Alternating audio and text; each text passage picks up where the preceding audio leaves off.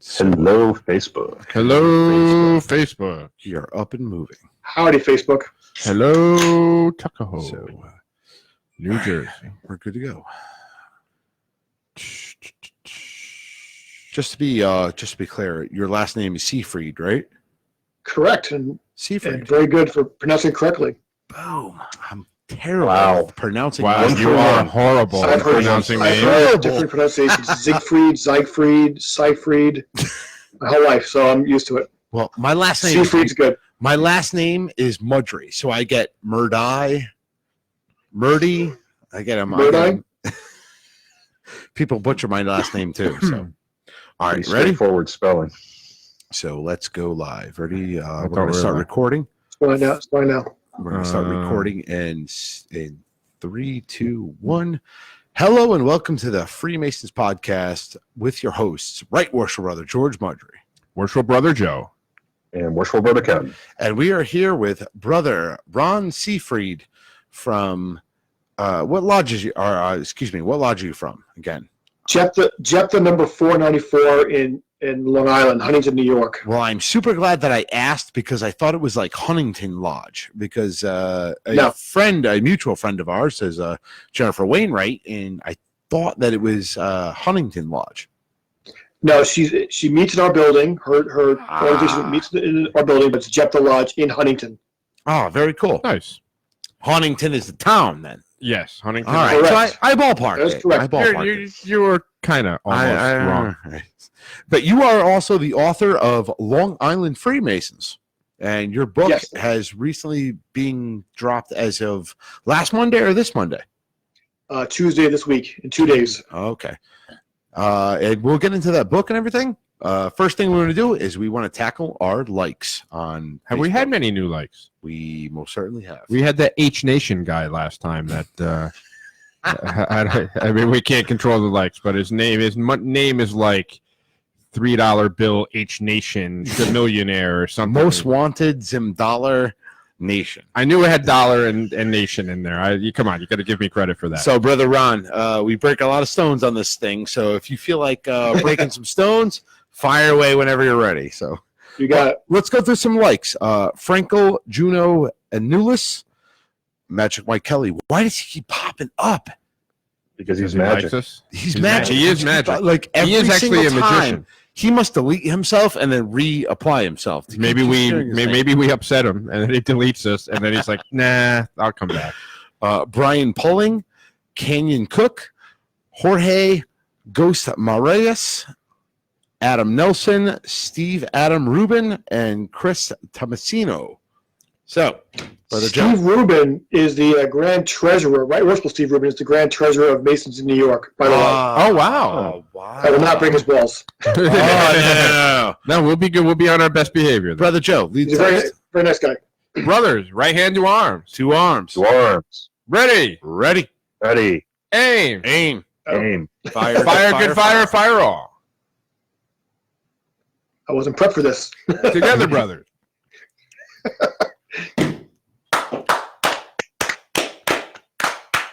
Vivat, vivat, vivat. All right. Yeah, probably should have gave you a heads up, but that was You all should have. right. I got a shot glass the other day in the other room. That's okay. You'll have to, you know what? Grab it when you get a chance, and then we'll make sure we do a toast before you go today. How about that? Beautiful. Thanks. So let's first get into your Masonic career. What got you interested in Freemasonry? What got you involved in Freemasonry? What was your first opinion of the entered apprentice degree? And we'll go from there. So I was introduced to Freemasonry about 17 years ago by my mentor, Dalton Levy. He was basically a father figure to me. And in New York at the time, they were preparing the one-day class for Masons, doing all 3 degrees in one day. So he told me, he said to me, you're doing this. And I had no idea what I was doing. I went to a lodge, Riverhead Lodge, which is on the east end of Long Island, and I went through all 3 degrees in one day. I know it's controversial. I know it's a tricky subject. And I'll be honest with you, the first day, it's overwhelming to go through all 3 degrees, as you can all imagine here. And within a few weeks, I was a member of Jephthah Lodge 494 in Huntington, And I walked in the building. Only knew like 2 other people there, mostly older gentlemen. And, they're 70s, and they didn't really want to talk to me. It was like, I was just like an outsider, essentially, young guy there. And I didn't know what to take of the building. I didn't know what to take of the lodge. I wasn't sure what they were, about. Very quickly, I was assigned a committee. As you know, you have to be careful when they ask for committee assignments. Make sure you're not in the room unless you're prepared. Exactly. I learned very quickly that I was that one person. And my committee, that was kind of chairman of, I guess, was to send textbooks over to poor nations in Africa. And we had a brother at the time who was an instructor, and he gathered about, I want to say 4 tons of textbooks from schools in the Bronx, expired textbooks, science and mathematics only. And so I had to arrange how those books shipped off to mid-Africa somewhere in 2003, 2004. And that was my first introduction into Freemasonry, essentially, the first few months. Eventually, I started going on the web committee and other aspects of the lodge, and I was assigned steward the first year. The brother that was the full-time steward didn't need my help, so I didn't really do any, steward worship at all. And eventually, I started going up 1 chair at a time and learning each chair very, very slowly as I moved up. Cool. So let me ask you this. So as you said earlier, the one-day degree festival is a bit of a controversial topic, and Sure. there's some very strong opinions on both sides. Now, being a Freemason, knowing what you know about the craft now, how do you look back on that one-day festival? Do you feel that it adequately prepared you enough? Do you wish that you were able to take more time to do it? What are just your personal thoughts on that? I think knowing what you know now. I wish I went to the 3 degrees like everybody else does. I will say this: from my lodge, we had 9 brothers from that first day, the one-day class. 2 became masters, including myself, and 2 became trustees. Okay. One became a very active Shriner. They're all members of the lodge still. I think 8 of the 9 are still members of the lodge still. This is 17 years later. So at least for our lodge, from Jeff's perspective, it's pretty impressive. For me, for my road in Masonry, I decided, look, they invested all this time into me that one day. Let me go back and just learn each chair at least. And from there, I started taking parts on the side, the small parts, a charge here, maybe a Q&A there, and so forth. And just start going up slowly but surely. At the time, we didn't have a ritual course where a senior brother would train you in the Q&A from one degree to the next. Now our lodge, which is very active, we have a very rigid schedule for the brothers coming in. But at the time, no, it wasn't like that at all. We were still rebuilding. Masonry, as you know, is struggling in many parts of the world. Our lodge is very fortunate. So I try to attend as many degrees as possible, even though I'm no longer on the line. I am a trustee. So I try to attend as many degrees as possible because we have a very active lodge. And each degree I learn more and more still to this day. Well, and that's the thing. As you go on, you tend to learn more. Yeah, I mean, even to this day, I'll find something in a degree that maybe I missed the first few times that I've seen it, or Sure. You learn the meaning of a certain word that maybe you didn't know what it meant prior, and it just changes your perspective on everything. You did mention one of the one of the brothers that came in with you is now a member of the Shriners. Any appendant bodies for you? Were you a member of York Rite, Scottish Rite Shrine? Yes, I waited until I went. I completed my tour of the East because I think it's not wise to become an concordant body before. If you want to become master of a lodge, you should wait before you go to the other bodies. I agree in my with you opinion, 100%. If your ritual's up to par, you want to go east. Okay, then you go to the other bodies. But for me, I waited. I waited 2 years after my term in the East to join the Royal Arch, and then a year I joined the Council. I'm not very active in the Council. I try to go to as many Royal Arch meetings, but the book, of course, tied up my schedule the last couple of years, so I couldn't. I do intend to go online of the Royal Arch because I do enjoy the brothers there. The companions over at the Royal Arch. I'm also recently member of the Scottish Rite, 32nd degree. But I waited once again 8 years after I became master of the lodge. I wasn't in any rush. So you stop and smell the roses. So are you a member of Commandery? Rush through this.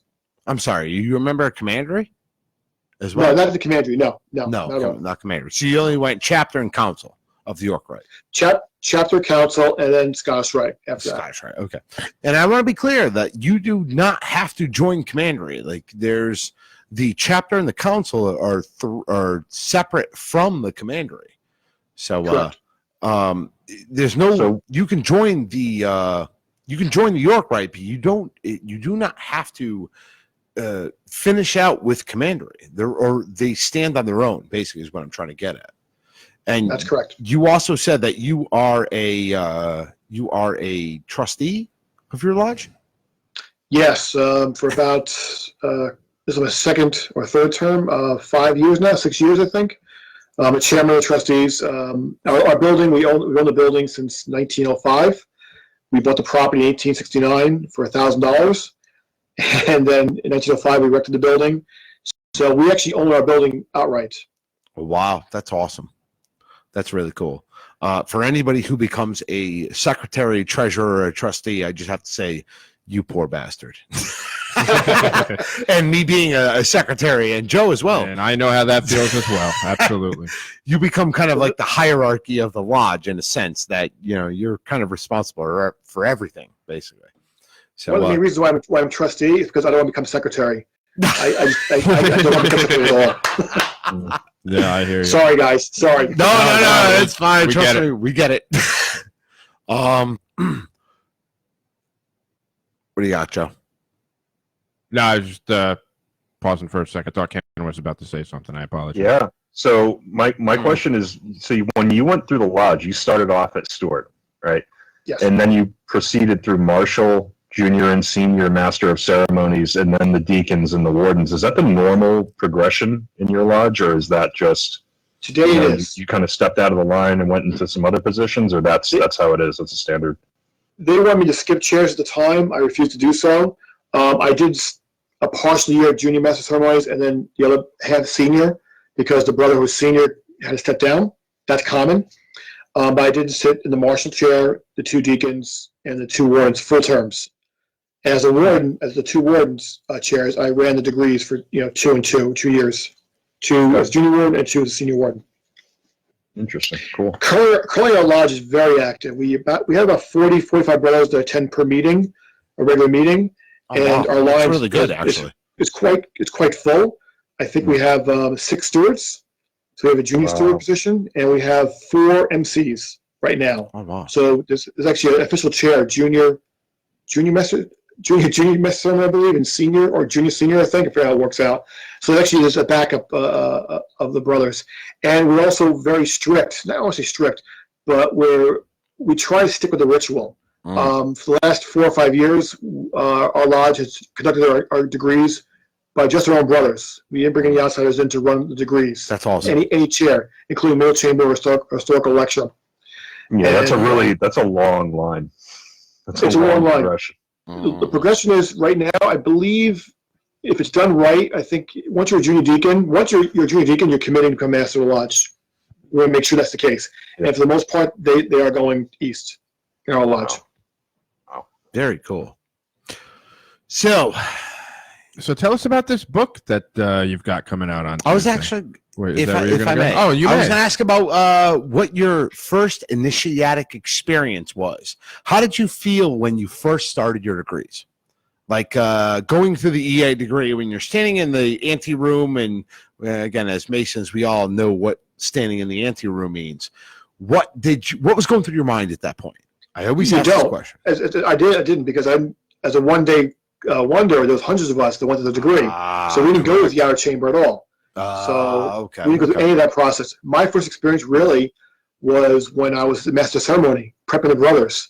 So about a year, or maybe it's 2 years after I was a master mason, is when I actually started prepping the brothers for their degrees. Okay. That's my first experience. Yeah, so I missed that experience. Okay. And again, from somebody who's never gone or had to do a one-day event or whatever it may be, or a festival, I believe is what they're called, festivals, right? Correct? Yes. Yeah, festivals. I think we called it a class back then, but I could be wrong. Okay. It was a class. I didn't know if you were in, the regalia. You were just kind of waiting, so that's why I No. apologize. We had a proctor. one brother who was actually in the regalia and went through the whole process, and we were on the sidelines. So each brother was assigned, each prospect was assigned a master mason who would sit within the entire degree, all 3 degrees. Oh wow. Perfect. That's I've never been a fan of that, but you know what? I also went through it when I was going through my York Rite. Right. My council degrees were actually done very similar manner. So, Oh, really? Oh. Yeah, I went to the York Rite where it was a one-day festival. You show up at 12 o'clock, they serve you lunch, and then you went through all of the council degrees.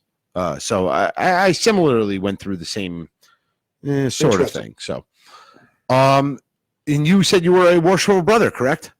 You were a Warsaw master. One term. One term. You're lucky. You're lucky. lucky. I had to do 2 consecutive. That was not fun. I'm with you on that one. So we'll talk about quickly. We'll talk about your master, being the master of a lodge. What were your ups and downs? What were your positives and negatives? My big negative going into as master of lodge, because we work so hard, as you know. And for me, I stayed in the deacons and warden chairs, and I had 2 mentors in the lodge who helped me out tremendously throughout my time as a Mason. One was a past master, actually both were past masters, and within the about 2 or 3 weeks after I became master of lodge, one passed away of heart failure. And I managed to see him on his deathbed, essentially. And, he gave me encouragement. But it was difficult because, I relied on him to be my chaplain, so to speak, for my term, and he wasn't there. My first act as master was to conduct his funeral service. Oh, and then the chaplain at the funeral service was the other brother, who was another mentor in the lodge. And he just found out within a few weeks that he had terminal gallbladder cancer. So he missed most of my term. He had to go back down to the D.C. area where his son lived. But what was amazing about Ed Moritz at the time, I should mention the brothers because I dedicated the book to these 2 brothers. John Foster passed away, and Ed Moritz, when he was sick and fighting through chemotherapy, he would come up half my term from D.C., stay at a friend's house, and be my chaplain. Oh, wow. From D.C., despite fighting the cancer, he's very weak.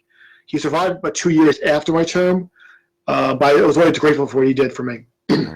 So that was the tough part of my term. That was those 2, missing those 2 brothers on a day-to-day basis. The good thing is we did run 2 degrees, for new brothers who are still active today. We also did a big field trip to Washington, D.C. area, a reverse trip down to see Ed. Stayed with his family, and we actually traveled to Masonic areas in the D.C. area, including Mount Vernon and Alexandria Lodge. His son was interesting. His son was an attorney for the Department of Interior, and he mentioned to us that he gave us access. We never went back to take him on the offer, but to give us access to the basement of the Lincoln Memorial, because in the basement of Lincoln Memorial were, I think, 34 or 36 stone, I don't know if they're tablets or full bricks that were donated from each Grand Lodge at the time in the United States, and actually engraved, but you can only see from inside the Lincoln Memorial in the basement. And he gave us a tour of that. That never happened, unfortunately. Oh, wow. Really cool. I never even knew that. No, I didn't either. We'll have to look into that a little bit. Yeah. Now I want to break into the basement. Exactly. All right. So, Joe, you would ask the question. Yes. So your book is coming out on Tuesday, and it has to do with the Long Island Freemasons. So tell us a little bit about. He's holding it up right now in the picture. It's got Freemasonry has a very long history, out in Long Island, and it's we actually have a past master in my mother lodge whose great grandfather was a Freemason out on Long Island. So hopefully he's tuning in today. But tell us a little bit. I don't know what lodge. If he hops on here, which he more than likely will, I'll have him chime in the comments. But tell us a little bit about your research, what went into writing this book, and what attracted you to it. So in my early days at the lodge, I was walking around the building, and next to the lodge room, there was a pretty ramshackle office, closet area, and they had certificates there on the floor and pictures with broken glass, sun exposed. They were stained, being sun drenched and so forth. And it was a shame, actually. So I started reframing these with Ed Moritz and repurposing them in the lodge room. And then I started coming up with the idea we should preserve these digitally. Start scanning these images, put them in a digital file, keep them off site. God forbid something happens to the building, and keep them off site. So from there, it went to, hey, I could put a book together on just our lodge. And then next thing I know, I called Arcadia Publishing, which is known for the Images of America pictorial series. If you're not familiar with these books, it's about 15,000 different volumes from all across the country on different towns or different backgrounds and so forth. I pitched a book. They loved it. And they said, let's do it. And that's how the project really gained momentum. This happened 2 years ago. Now, unfortunately or fortunately, my lodge has fantastic artifacts, very well preserved. I can't say the same for the other lodges. Right. So it was definitely an uphill battle for most of the lodges. Some lodges were fantastic artifacts, some just weren't there. So I really had to dig everywhere. If you look in the acknowledgments, I had 50 different sources in the book from all over the country, actually. There were some places I couldn't get images in time for the publication of the book. So the challenge was getting all the images. There's 256 images in the book. Some are current. Mostly are vintage, going back from artifacts dating to the 1790s. The first lodge on Long Island was from Huntington. It was Huntington Lodge number 26 that started in 1793. And from that lodge, 2 lodges broke off, which still meet to this day. And this traces back the Masonic history of Nassau and Suffolk counties dating back to 1793. So I have a question. I started, me and you had talked earlier, and Rafford is kind of involved, and we were talking about it through the Freemasons podcast messenger. But I had said, hey, I'm rifling through this book right now, because you had sent us the PDF form of the book so that we can kind of go through it. And you were right in the opening, you were talking about a lodge in Sag Harbor. Is that one of the ones you're talking about? Is that the Sag Harbor one that had gone? It didn't last very long, I believe you said. So the way Masonry started on Long Island, there was first Huntington Lodge 26 in Huntington. That lasted from 1793 until 1806, and their charter was surrendered in 1816. 2 lodges formed from that lodge: Suffolk 60, which means in Port Jefferson, and Morton Lodge 63, which means in Hempstead. Hampton Lodge in Sag Harbor is a completely different lodge. Okay. I'm not sure where the origins came from that lodge, but the current lodge in Sag Harbor has most of their artifacts. There's a brother out there, Ken Wilkinson, who's working very, very hard on their own history there, going back to the 1790s on that lodge.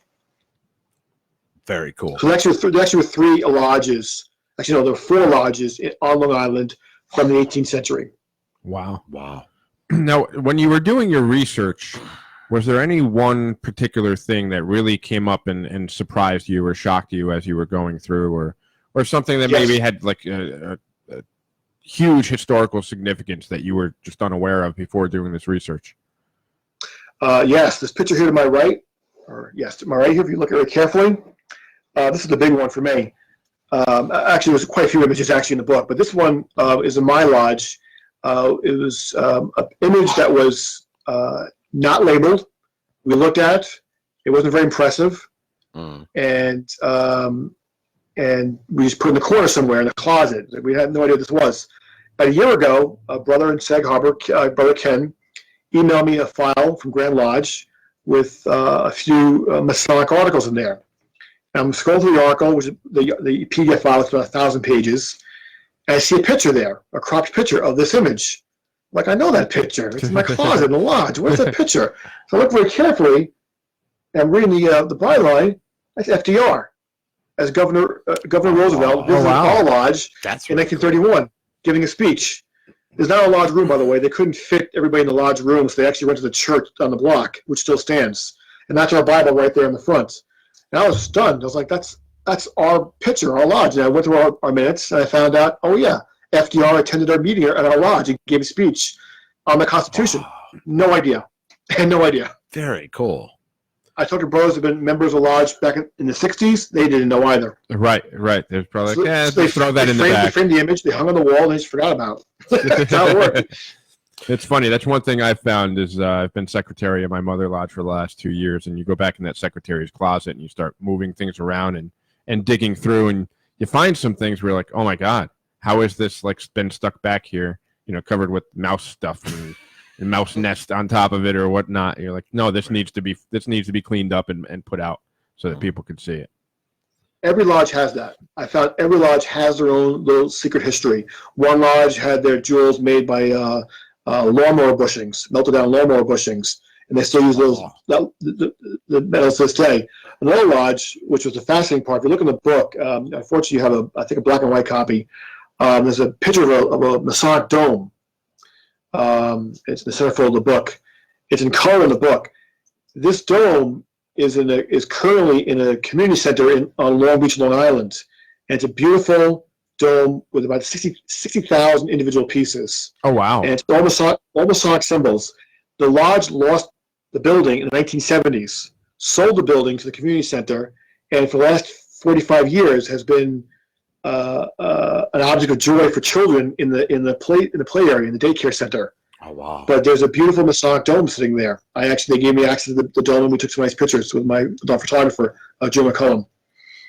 No, that's great because not only did they, it's obviously sad that they lost the lodge and had to get rid of the building, but the fact that it's still intact and that particular piece of it is there for that, and kids are enjoying it. That's still got to put a smile on your face, even though they had to sell the lodge there. That it's being enjoyed by another generation, and kids just have fun with that. One child looked at me over there, and she said to me, "Are you part of the Illuminati?" How'd you know that word? And she was like 6 years old. I'm guessing she got that from one of the teachers or one of the parents or something. I would imagine. Yeah, I would imagine. Yeah. So I got a question for you. There's a big TV show that was on, I believe, it was A&E, Joe? Yeah, it was A&E. Turn? Is that what you're talking? That's yes. exactly where I'm headed. About the Culper ring. And they talked about the Culper ring. And that was the majority of that basis of that show was on Long Island. So in your book, do you have anything in regards to that? Not the Culper rings. That took place in the 1780s, I'm correct. Okay. And Masonry did come back to Long Island in the 1790s, although the Long Island Masons do give credit to George Washington because he did tour in his first year of office. He did tour several locations as mostly a thank you to the Culper spies. Mm-hmm. And 3 locations, I believe, that he went to eventually became Masonic lodges on Long Island. That's awesome. One in Setauket, one in Hempstead, I believe. Okay, The cool. third location, yeah. Setauket was basically the premise or the main focal point of that show. So that's why I was curious if that was something that would coincide with what you had written about in your book. No, I know you guys are fascinated with Turn. I haven't watched Turn yet. I know it's not 100% accurate. I keep meaning to watch. I think it's in 4 years now, 4 or 5 seasons, I believe. I think it stopped at 4 or 5. Stopped at 4, yeah. Mm-hmm. And it's on Netflix too. So it's on my to-do list to watch that series. It is on my list. It's reasonably historically accurate. That's what I heard. I heard it's controversial. Yeah. Again, a lot of shows that you see on TV are more. It's history, right? But they what's the word? They glamorize it. Or they give it the Hollywood treatment. They give it the Hollywood treatment, right? Yes. So, but the book that you have going on, Long Island Freemasons, that you're releasing on Tuesday, correct? Tuesday? Yep. Yes. Tuesday. Correct. That's all 100% historically accurate, correct? Like there's no Hollywood glamorizing, no embellishing, like. There's no embellishing. There's no glamour. I spoke to one historian who wrote another one of these books. Actually, wrote 7 books. He did warn me that that you'll find in 10 or 20 years you realize that 1 or 2 things in your book is actually not correct, not accurate. Right. And that's just the part of history, part of the artifacts you go through and see who wrote back then what might have been actually. I will actually say that books tend to be much more. I mean, if you go to the nonfiction, you have the fiction, and you have the nonfiction. You have the books tend to be more informative than watching it on TV. Oh yeah, You can learn so much more. So with Worship Brother Ron's book, if you're really interested in learning about the true history of it, definitely pick up his book, because again, I make the comparison to Angels and Demons. Now, right now, I'm being dead serious. Like, I read the book, and the book was so informative and so like, wow, this is awesome. yeah. The When books the are movie always came out, better I'm than the like, movie, this yeah. sucked. I was pissed about the movie. So, you know, I really want to push that if you want to learn more about Long Island Freemasonry, pick up Brother Ron Seifried's book, because if you watch it on a TV show like Turn, you're probably not going to get the Yeah, you're probably not going to get the full story. you're there. not going to get the real history of it, because it tends to be, you know, Hollywooded, right? Exactly. So, what's your brother Ron? Where I'm assuming this book is going to be available through the usual avenues, like your Amazons, your Barnes and Nobles. It's Things like going on that. Amazon and Barnes Nobles. I'll be posting a link on your page this afternoon where you can buy copies from our lodge, and all proceeds that go through from Jeff the Lodge will go to charity. We haven't signed the final excellent. charity yet. Okay. It could be a Masonic charity, or it could be a COVID-19 based charity. We're still deciding that at this point.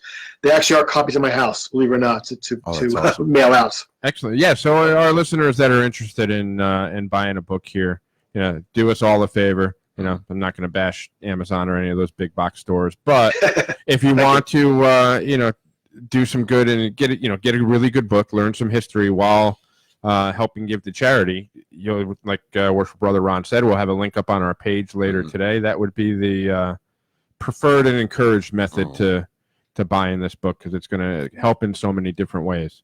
So I will definitely be purchasing a copy, because it's especially I grew up on the coastline of Connecticut, right across from right on Long Island Sound. So every time I went to the beach, I'd look across and see that. And then when I saw things like Turn and realized there was communication going on between, in essence, Bridgeport and Port Jeff, like those areas, you know, it's just a really cool thing, and it's a piece of history that's just not far away. You know, a lot of parts of history aren't at your fingertips like that. So.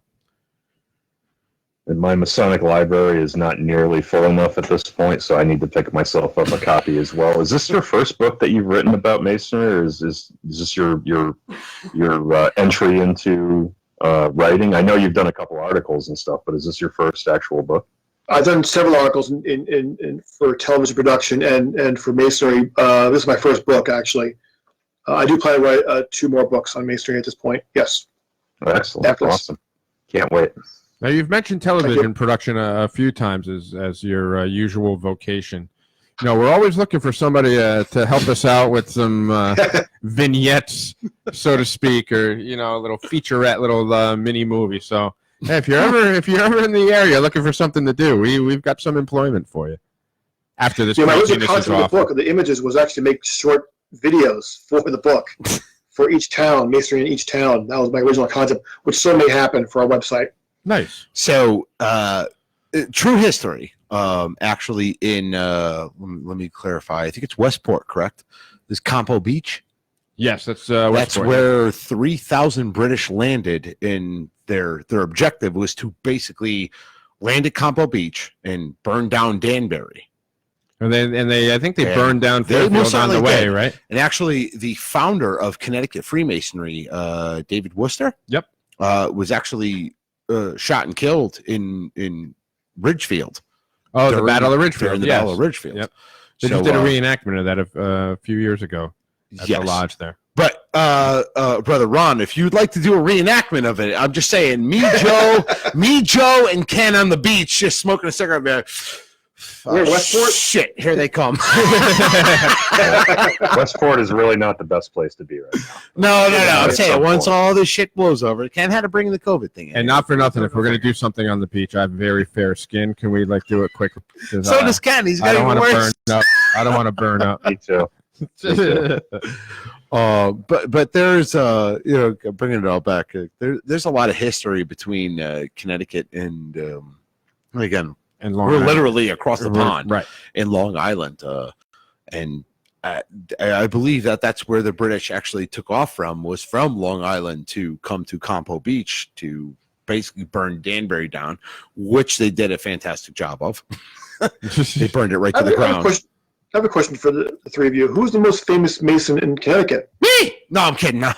Well, most famous Mason in Connecticut is David Worcester, I believe. I would think he's the most prominent Freemason, I would say. There is one brother whose name is scratched out of the book. There you go. That's where I was going. There you go. Okay.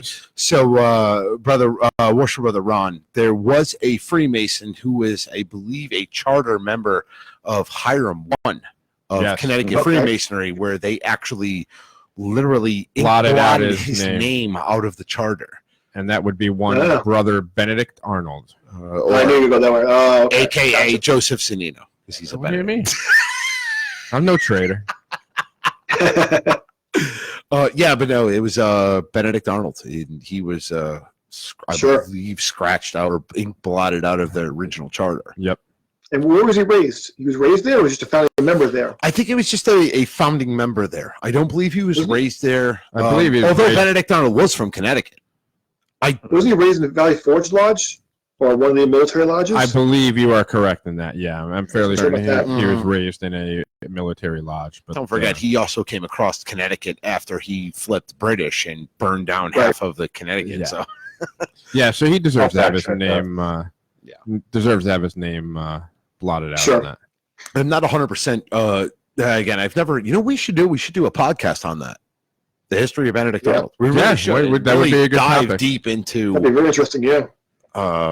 And I can again. I go down to New Haven. Well, not so much anymore with the whole COVID thing going on, but I go to Connecticut I go to the New Haven Commandery quite frequently. So I'm in that building where the charter is. Oh yeah, So I'm sure. getting access to it for me would not be too difficult. And I know we can't get into the details of it, but there's a Scottish Rite degree that's based on the relationship of Washington and Benedict, and that comes into play at a significant part of the degree. Absolutely. So, that would be a great upcoming topic. We got to get back to some of those historical things. Those are fun. At least if you're a history nerd like George and I, they're a lot of fun. So you asked us the most. What's the word? Famous Freemason in Connecticut. Well, in your opinion, you wrote the book Long Island Freemasons. What's your most famous Freemason in Long Island? That's kind of easy. Let me get the picture right here for you. It's Brother Theodore Roosevelt. Theodore can tell Roosevelt. right- All right. Now, if you tell, this picture, it's the only known picture of Roosevelt as a Mason. I think you can tell it. Move a little closer. Maybe back. Roosevelt never took a picture of it as a Mason on Long Island. This is actually him running for the Bull Moose Party in 1912. Yep. And he's in Spokane, Washington, and a lodge there.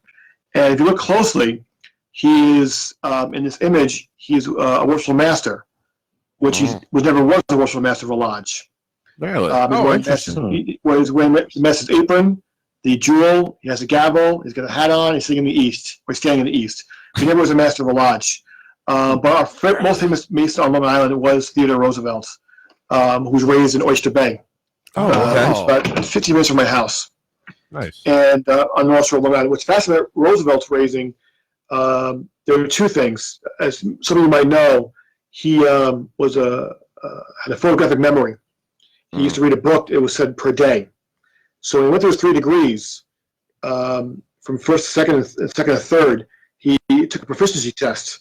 And one of the brothers from my lodge went to his testing. And during the Q&A portion, without going into too much detail, he froze Brother Roosevelt.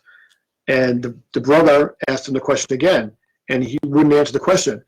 And Brother Roosevelt responded after a couple of minutes. He said, "I believe, brother, you have the question wrong." And they pulled the book out. They checked the question, and Roosevelt was correct. He actually knew the degree better than the Master Mason at the time. Every lodge has one of those guys. Every lodge has one of those Hats guys. off to the ones who know it better than the past masters. Yes. He actually was a right worshipful too, I believe. The other funny story about Roosevelt, on his third degree, he obviously he was vice president of the United States when he was raised to the Master Mason degree. He couldn't get in the building because it was on the third story of an old bank in Oyster Bay, and he couldn't fit in the building because there's too many people there. There's about 400 people trying to get into the room, but only people who had tickets could get in the actual room to see him be raised as Master Mason. So he couldn't go up the narrow flight of the stairs. So apparently, Brother Roosevelt just said, "Pick me up," and the brothers picked him up. And they literally carried him up the stairs to get into his third degree ceremony on time. So Nice. might I also add? I mean, Teddy Roosevelt was not exactly a small dude either. Like he was Not in the pictures I've seen. He's a pretty big, burly guy. He was a big son of a bitch. Yeah. Let's be real, right? Had a hell of a mustache too. But one more thing, brother. When you're in Oyster Bay, don't call him Teddy. The locals do not like that. Really? Oh, so it's got to be Theodore. All right. He never liked that. He Theodore. never liked the word Theodore, or TR is fine also. We call him brother. No kidding. It's like Teddy. interesting. And That's interesting. they're very sensitive about that in Oyster Bay. All right, good to People know. are in the know, actually. Would it, So would it Benedict be? Arnold did not brothers. know Benedict Arnold was actually raised a Mason in the West Indies.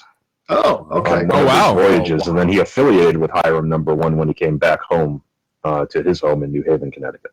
Wow. So he was a member of Valley Forge Lodge. Interesting. Okay. Yeah, you have to wonder how many Masons of his own lodge wanted to beat his ass after he did. Probably that. all of them.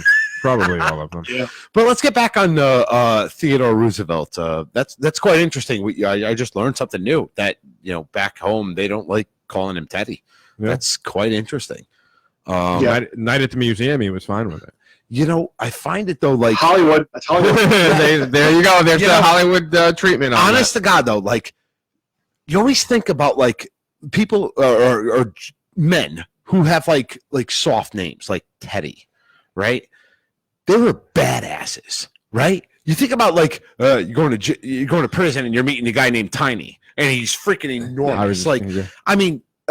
Theodore Roosevelt took a bullet in the chest, and the only thing that stopped him from getting killed was the Bible in his left breast. Like that's some gangster shit right there. But I did not know he was a Long Island Mason. No, I knew he was a Mason, right. and I did not know that he presided over. He did not preside over a lodge. And he was the picture you'd shown. He was wearing the jewel, correct? Is that what was in that picture? Yes. Yes, they actually also really good. It's in the book also. He actually he was running for the Bull Moose Party in 1912, and it's probably the brothers there made him put on the apron.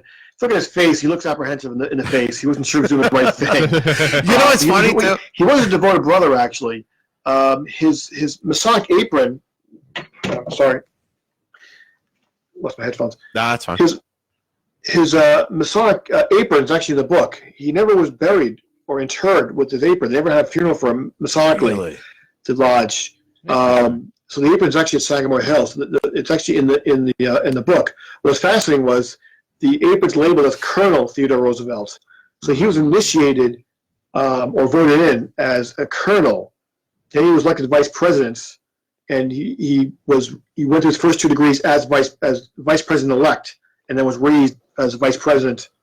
About 2 weeks after he was sworn in as vice president. Very cool. Nice. You know what I think about though when you say like you showed the picture that he was wearing the master's jewel and all that stuff, and I really think about like cocktail hour after a lodge meeting. It was like, nah, you'll be fine. Go on, put on a jewel, you'll be fine. Like the Gideon Chronicles. You'll be all right. Yeah, don't worry about it. You'll be fine. The Gideon Chronicles all over again. And actually, Theodore Roosevelt was actually the Secretary of the Navy, which he had stepped down from that position to go fight in the Spanish-American War, which I found pretty cool. Like he was of high stature, and he was so adamant about the Spanish-American War, right, and fighting in Cuba. One of the Rough Riders, right? Rough Riders, yeah. He was a rough son of a bitch too. Also won the Nobel Peace Prize too. Yes, he did. Yep. Where's your brother Ken? Throwing it to you. What do you got over on your end there? Nothing much. I mean, So you have aspirations to do at least another couple Masonic books. Would you be willing to talk about the premises of those books now, or is that? I'm still in the early stages, but one idea was to have a narrative history of Freemasons in Huntington, which goes back 220 years. Excuse me. But that might expand to a full narrative of all Long Island Masons, because the book that's being released on Tuesdays is a pictorial history, and there's quite a bit I've omitted from the book, and a lot of things I've learned that I didn't feel comfortable including in the book at this time. Many lodges failed, and I'm fascinated with why they failed. Long Island at one point over the years had 80 different lodges. 80. That's shit. Now we're down to, I think, 16, and I think we're down to under 30 now, or 30 total. So I'm fascinated why these lodges failed. I've heard many dark stories, embezzlement or corrupt brothers or mismanagement. And I feel the problem, I think, for lodges today, there's no reason why they should fail the way they are. I think the finances are the most difficult task to navigate. I think people think who run lodges don't keep an eye on the finances more closely. I think it's very important to have a checks and balance system in each lodge. And I think all grand lodges should start a program or have a program in place to make sure not only the master and the secretary, but also the treasurer, the wardens, and the trustees should have a process in place. And I believe that going back into history is important to find out what these lodges went wrong, why they fold, or why they had charters in the first place. I found one lodge only lasted for 2 years in the 20th century. Why? Exactly. Yeah, I'm sure those are pretty interesting stories. The Grand Lodge of Connecticut actually did recently put a program together on financial acumen for secretaries and treasurers and lodge trustees for just that kind of reason. Because back in former times when Freemasonry was extremely prevalent and you had huge membership numbers, there's always going to be plenty of brothers with financial acumen that are willing to donate their services in that way to the lodge. Nowadays, as the membership kind of declines, you get less and less brothers that have those kinds of special skills that can donate them to the lodge. So I think it's important. It's important to kind of train up brothers and repurpose them and retool them so that they can be successful at that job and not fall prey to those pitfalls that we've seen. Yeah, because a lot of times, as you said, it's not a matter of somebody looking to do something wrong or fraud the lodge. Sometimes it's just they're not looking. It's not their primary job. It's not something they're good at. And, their usual vocation gets busy. It's something that gets neglected, or, sometimes brothers just make mistakes. And just not having that knowledge, it's definitely a challenge going in there. I mean, there's that old adage that those who ignore history or forget history are doomed to repeat it. So going back and finding why those lodges failed, you might find some very useful information that we can apply to modern day lodges. Yeah. So I have a question. What do you think, Warford Brother Ron, what do you think caused those lodges back then? You had said that they opened the lodge, they only closed for they were only open for 2 years and then closed down. And now let's compare that to modern Freemasonry, where we're having I don't want to say an exodus because it's not like Masons are leaving, but we're just It's a decline. It's declining in membership. Do you think there's a comparison between the two? There can be. Our lodge is very careful. We've grown quite a bit. Every year we raise 15, 16 brothers. We have a very large third-degree ceremony that takes place in mid-April. Unfortunately, we have to postpone it this year. We have 16 brothers ready to come in. But before they come in, we have a vetting process. We went the old-fashioned way, where we have a candidate come in for up to a year, spend time with us. Don't go to the stated communication, obviously, but go to dinner beforehand, have a drink afterwards, right, or go to the parties and so forth, and get to know the brothers. So I think the vetting process is very important before we entrust the keys of the franchise to you. Correct. And as for mismanagement, that what I've seen after many years, when the younger brothers go away, they get bored, and the events are not, marketed toward them, one or two brothers are running the lodge, and they do it their own way. It's my way or the highway business. Right. And that's one of the reasons why lodges do fall apart, because one or two or maybe three brothers says, it's my building, I'm doing what I want to do. And there's no oversight from an upper body to keep an eye on them. And then next thing you know, they owe $30,000 in taxes and they lose the building.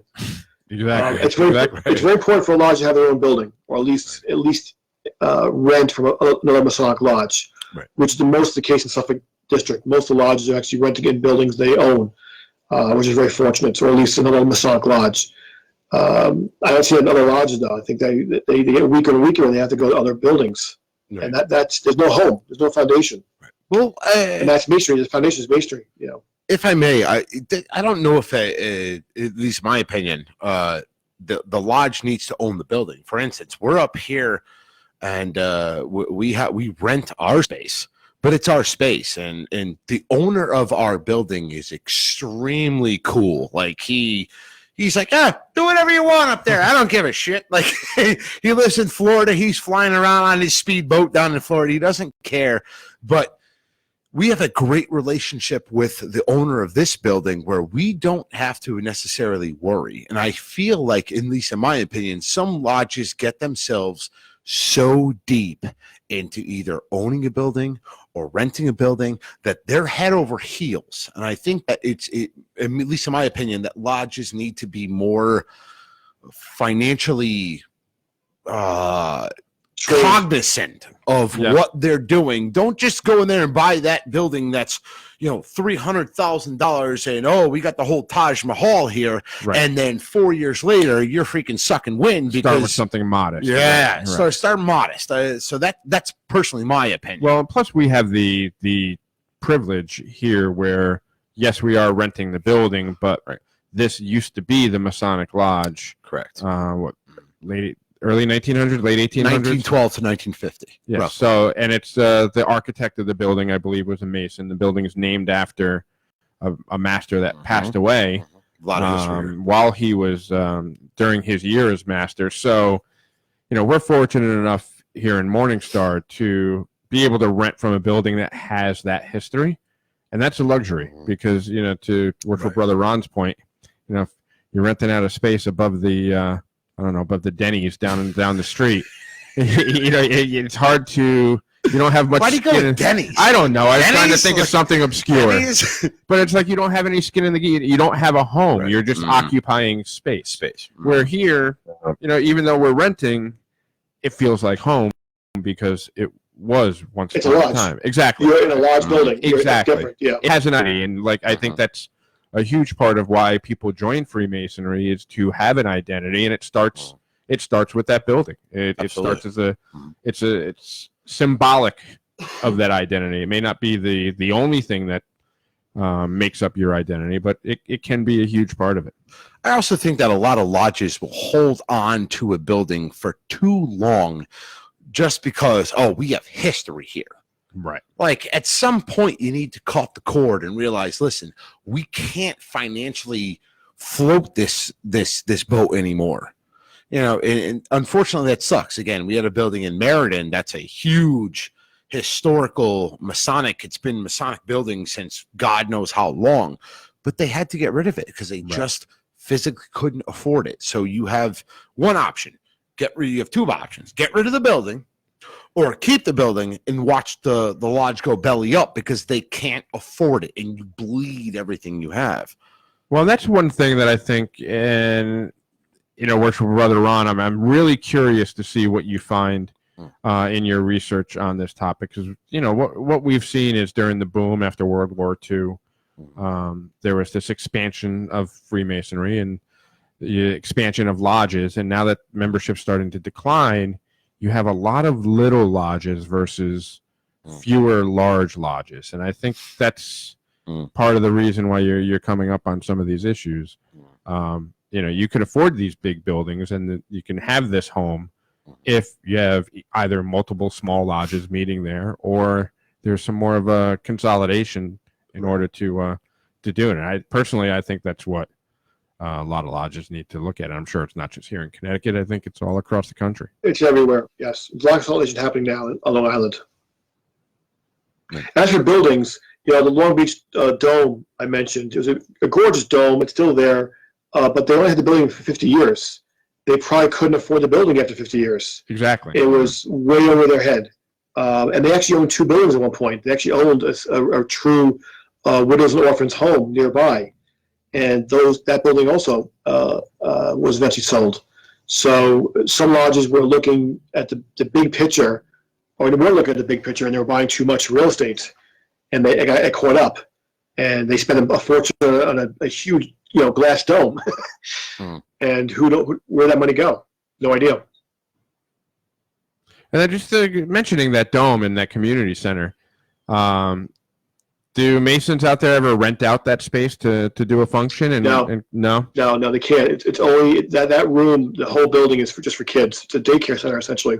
Okay, I didn't know if there was an opportunity to do something after hours or just below the dome is the tiled floor. Is the tiled floor goes right next to the altar. And you can see where the warden sits and the master sits. Oh wow! It's still kind of the layout's still there. That's kind of cool. There are Masonic doorknobs everywhere in the building. So, Brother Ron, it was a lodge. Yeah. Brother Ron, Brother Ron. If I could ask one last question before we start to wrap this all up, what? As a modern Freemason, you've done a lot of history in regards to Long Island Freemasons. You've done a lot of history involved. Let's compare it to modern Freemasonry. What do you think? And again, we've talked about how there's a decline in Freemasonry at the current time. What do you feel is either reminiscent of the past, or how do we advance Freemasonry in modern times? Like, what is going to bounce back our interest in Freemasonry? Not that we're all about numbers, but what we have to offer to those in Freemasonry, if I may. So it's hard for me to compare because I'm looking from my lodge. My lodge is very active. The guys are, we're like I said earlier, we're bringing in 15, 16 brothers annually. Every April we go through the 3rd degree, and we have a big party for them. Right. The average age of those brothers is maybe 38, 37 years old. And they're not all friends that come in one group. Right. One guy here, one guy there. The difference is, I could be wrong on this. I think at other lodges, when I joined 17 years ago, nobody wanted to talk to me. The new guys, the old guys didn't want to talk to me. Who's this new guy? We don't want to talk to him. My lodge is not like that. We actually stick our hand out to everybody who walks in the door. If it's not me, it's somebody else. We make a point of welcoming a visitor, either he's a Mason or not a Mason. And we talk to them and learn a bit more about them. And we make sure if they want to join, we don't rush them in. We're not cold calling anybody. We go through a slow process. We're not pressuring anybody. If you want to join, take your time. Hang out with us for 6 months or a year. Just come to every meetings, Master State Communications, and spend time with us.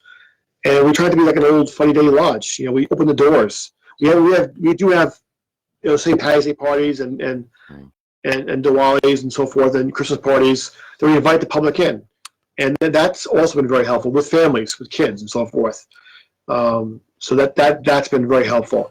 Other lodges, I've heard stories like one lodge, he was a DMLA for many years, and he wanted to join one lodge, and the guy who knew him for many years, he said to him, "This is not for you." He was a DMLA. He was actually an officer in the DMLA. So I'm not sure why he said that to him, but the guy was turned off. He went to another lodge. But that could turn off a guy to Masonry completely. He said, "Screw this! I don't want to come back." So I have a question. What's your average age for your lodge? Again, we have up here at Morningstar, we got a relatively young lodge and a very active lodge. But what's your average age for your lodge? It's a good question. We have a lot of snowbirds still. We have 150 members total, I believe. I'm talking about of the active, excuse me, of the active that show up. The active ones, 38 to 43, that range. Oh, that's awesome. That's pretty much. I mean, with the exception of Joe, who raises. I knew you were gonna. I just looked, boom! I got my joke in. You finally got it in. Finally got it in. Who raises the average age of our lodge by about 10, 15 years. A year ago, I'll give you an example. A year ago, we had, I believe it was 5 brothers or 4 brothers who all had kids in 1 month. Oh, Their wow. babies in 1 month. So we have young families coming. Young families. Right. That's great. That's great. But honestly, when we bring somebody who's at least in our lodge, somebody who wants to join, who's a petitioner, we say, "Hey, come to dinner downstairs. We're going downstairs to Jimmy's. We're gonna have some drinks. We're gonna have some food, and we're gonna have some string beans because that's every lodge has string beans, right? We talk about this on Discord all the time." Ron said no immediately. He's like, "No, we don't have string beans." But we go downstairs to Jimmy's and we have dinner and we say, "Hey, come to dinner with us. Meet the brothers, whatever." And I do enjoy the fact that we have a younger lodge because that guy comes in the door and I stand up to go meet him and it's like, "Who's this son of a bitch just walking in?" And it's instantly ball busting, and it immediately takes it from That's us too. feeling uncomfortable of like, "Oh, I'm meeting a bunch of people that I don't understand." That the minute that first ball busting comment is made, it instantly deflates the entire, like, "Oh wow, these guys are just like me. They're ball busters. They have fun." And I think that's very important that Freemasonry, when you bring somebody into the door, it can't be standoffish. Like, "Why do you want to join Freemasonry? Exactly. Right. Why do you want to join Freemasonry?" And they've got to realize there's a fun aspect of Right. it. It's not all serious ritual work. It's a lot of that, obviously, and it's a lot of. Freemasons podcast. Oh, I thought you were pointing to me. Not I'm at you. right, I'm over yeah, your okay. head. I'm already. No, but they've got to see the fun British side. flag out there or something. Yeah, exactly, Ken. I don't know. But I really think that the ball busting actually deflates people's feelings of like. Well, they Wow, put their guard down too. They put their guard down. That's what it is. That's where I was going. They get to be themselves. They put their guard down, and we get to really, it's beneficial for us too because then we really get to see what they're like, not what they're pretending to be. Because who knows? Somebody might get really comfortable, and we might decide, yeah, that's a little too comfortable. That's not right for the craft. Because now we know who they really are when they go out, and sometimes it's a great fit. Sometimes maybe it's not a great fit. Think about a job interview when you walk in. You're nervous. You're tense. You're freezing up, and you sit in front of the guy. And he's like, Got to break the ice. "Why do you want this job?" Right. I don't know, because I need freaking money. Like, what are we talking about here? I'm better than you. Brother Ron, do you know a Walter Zalea? Sure, past master in our Sunny Lodge in Northport. Great guy. Been known for many years. He says Jephthah for sure doesn't have string beans. So we have a Discord link where we talk about it's a bunch of Freemasons that talk about it, and Joe can put his shameless plug in. String shortly. beans and well, you want the You can put your shameless plug in later. so but Discord is an exclusive chat room that's available to our Patreon subscribers for as little as $3 a month. You too can join Patreon. There you go. But we talk about how Masonic lodges they always have string beans. So I just thought it was funny that Brother Walters, or Worshipful Brother Walter, said that. Yeah, we don't have string beans. The Worshipful Brother Ron. Now would be. I'm sorry to interrupt you. Go ahead. Sure. No, we actually have a chef emeritus at the lodge, who actually, for the Grand Master came to visit us about a month ago, and he actually cooked filet mignon and crab cakes for him. As soon as this COVID's over, I'm going to visit. Yeah, we're going to take We're the ferry going across. for a bus trip after this. There we go. Filet mignon, I'm going. For Worshipful Brother Ron, now would be a good time to grab that little shot glass that you said you had in the other room, because we'll do a closing toast once you grab that. Absolutely. I have a glass right here. Perfect. So make sure it's charged and aligned. Yep. It's charging the line. Awesome. All right. Jennifer Wainwright. Jephthah has some real gourmet stuff going on. That sounds like I'm making a visit. Yeah, that's not that fun. Yeah. As soon as all of this is over with, All this crap is over. What town are you in? Rose, what town are you in? We're right now in Seymour, Connecticut. I live actually down near Trumbull, which is next town up from Bridgeport, right where the ferry goes across to Port Jeff. So yeah, I was just going to say That would be the easiest if you way draw for a us to straight get across. line from Port Jeff, we are straight up. We're about 30 minutes, 30 or 40 minutes west of Port Jeff. Okay.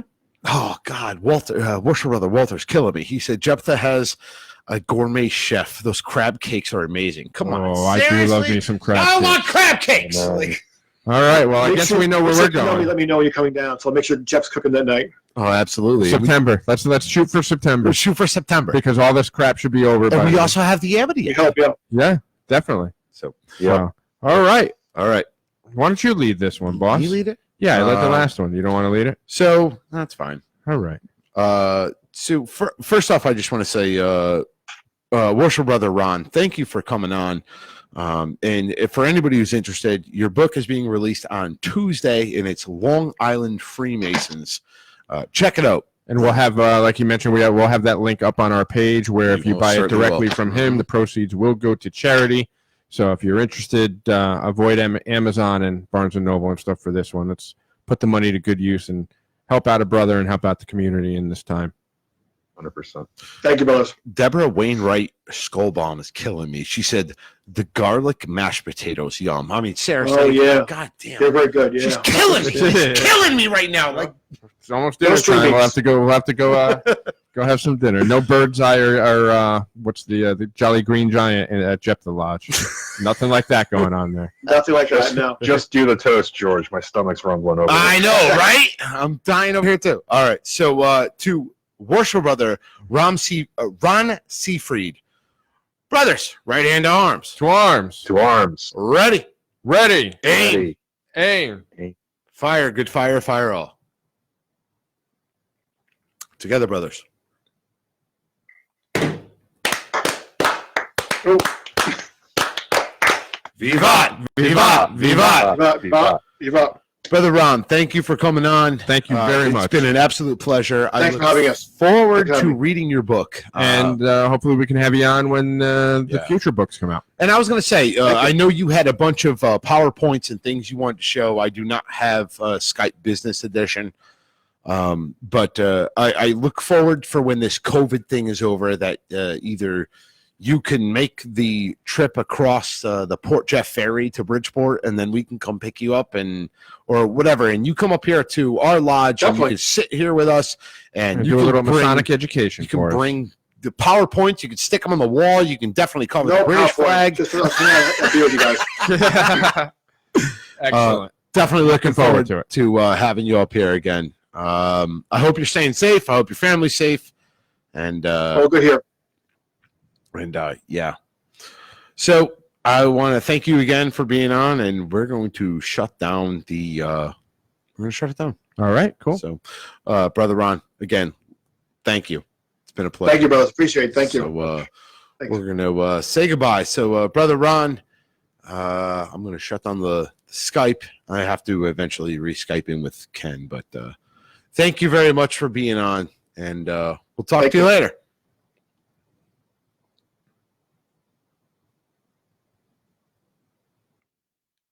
I cut off Ken too. I don't like Ken. He's robotic and it's creepy. Ken's got to get to Home Depot. What's he gonna get a Home Depot for? He's got a plumbing project.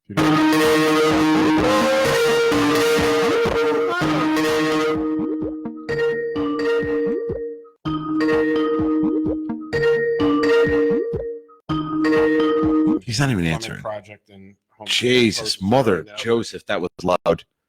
Sorry, Hi, when you shut off, I was still on with Brother Ron. It was just the two of us. So Just Hung the up with two him. of us. Just Then the I- two of us. We can make it if we try. Just the two of us. You and I. Help, Ken. Help. That was awesome. Help me, Ken. Great So- interview with Brother Ron. That was fantastic. Yeah, no, I think that went really that well. went really well. You shut off the feed, right? Because it's still No, showing. it's still live. I'm still live with Ken. I'm still live with you. Oh, okay. And we're still on Facebook. Just want to a couple things I want to just end. my dog's whining in the background here. Do I got to get I thought it Militich was- on the phone? I thought it Do I was got to get George. Militich on the phone? Molotich? Who the frig is Molotich. Molotich? Do I got to get Militich on the Molotov? phone? No, that was awesome with Ron Seifried. That was Yeah, no, that was very good. I cool. really enjoyed that. So, very informative, and I'm looking forward to the book. Again, we'll have that post up on our page later on today. Buy it through him, so you can. All the proceeds are going to go to charity, Yep. and yeah, help a brother out. Next week, let's talk about Thursday. That's the reason why I kept this all going. Thursday, we're doing open mic. Yes, we are. Ask us anything. It was originally supposed to be a special visitor that day that we can still do for Patreon. Well, next Thursday. We're not doing Jesus. Patreon exclusive. We'll do a Patreon exclusive. I'll give you that much. And We'll see. you can put your shameless plug in yet again. It's Palm Sunday, for God's sake, guys. Come on. I know. It is. Today is Palm Sunday, yes. Stop it, George. Stop it. Stop it. If you could have seen the look on his face, Ken, or you might I already knew where I was going it. Don't do it. The Don't. light was like, Stay on target. stand. It was more like an LED, not a full light bulb, but you do have some ideas. LEDs are brighter than light bulbs. But they're smaller. All right. The job done. Let's wrap it up so Ken can continue on his home project. But no, in all seriousness, just real quick, we'll just plug in that this coming Thursday, we're going to be doing open mic where you can call in. You can ask us, any one of us on the podcast. You could ask us about Masonic careers. I don't want to get into personal, but you can ask us Masonic careers, any questions you have about Freemasonry or anything about what we do in general. Yeah, we're working on some alternatives to getting like a Freemason podcast hotline. Yeah. So more to come on that. We'll let our Discord people know first because they're paying us $3 a month for that exclusive access to things like the FMP hotline. Free chat. So, right. Good things. Hopefully, more to announce on that in the next day or so. But hopefully, they have something where you can call in live. Absolutely. All right, brothers. What do you think? Wrap it up. Wrap it up. Let's do it. Brother Ken. Yes, sir. Anything you want to finish with? I have no closing thoughts. Being that you're over in your tackle comic this box. plumbing project. His desk is clear. His desk is clear. My wife yells at me. There's like all kinds of stuff like falling out of my cabinet halfway through the project. She's going to get angry with me. So She's just I'm mad gonna because jump you on won last night. That's what it is. She's mad because you won. that. She is mad that I won. I mean, I think she came in second. I think she had 13 points. I had 14. Second place is first loser. Yeah, that's right. Wait. That's a Top Gun reference, right? No points for second place. Well, there's That's that, and right. then there's Ricky The Bobby. plaque. Ricky Bobby. Yeah, the Second plaque place for is the Ricky. alternates is down in the ladies' room. All right, that seems like a good way to sign off. Yes, it is. All right. So, for the Freemason podcast, I am one of your hosts, Right Worship Brother George Mudry, signing off. Worshipful Brother Joe signing off. And Worshipful Brother Ken signing off. Have a good night, everyone. Good night, everybody. Good night, y'all. All right. We are still live on Facebook, but I'm shutting that down. So, good night, everyone. Good night. Thank you for tuning in. It's been real. I'm just gonna keep doing this until it's. Yeah, I'm working on it.